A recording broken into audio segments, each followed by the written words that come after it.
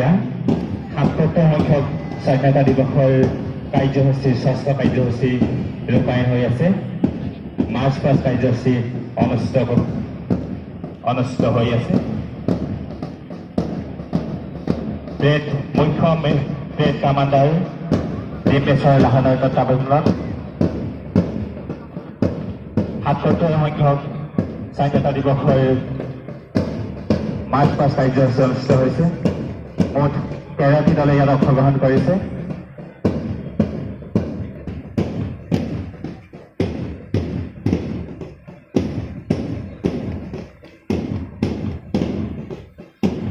এয়া প্ৰথমতে 155 champion battalion উপাজনৰ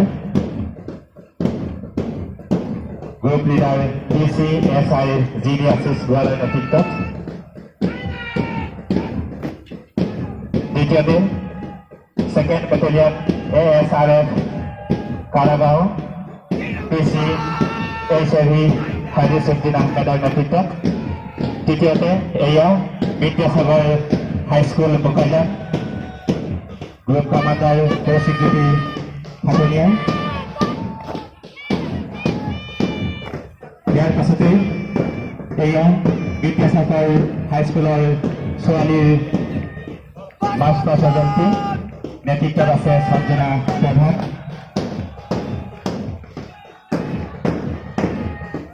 ইয়াৰ পিছতে পঞ্চমত এয়া কৰম জুবলি কলেজ বোকাজান নেতৃত্বত আছে বিনীত দে।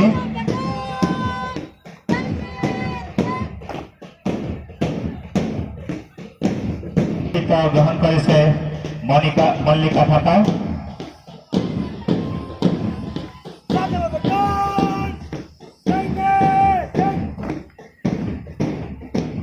এয়া আগবাঢ়ি আহিছে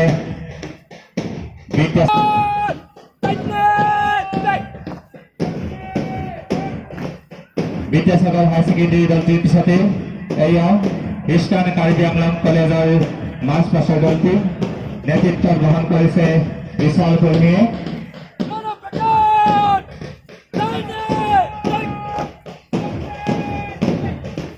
ইষ্টাৰ্ণ কাৰ্বি আংলং কলেজৰ পিছতে এয়া বোকাজান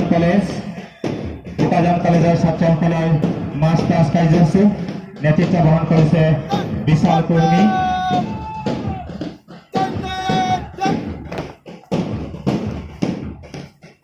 ইয়াৰ পিছতে এয়া আগবাঢ়ি আছে high mountain higher secondary school নেতৃত্ব গ্ৰহণ কৰিছে চাৰ্লিন চন্দ্ৰমহল।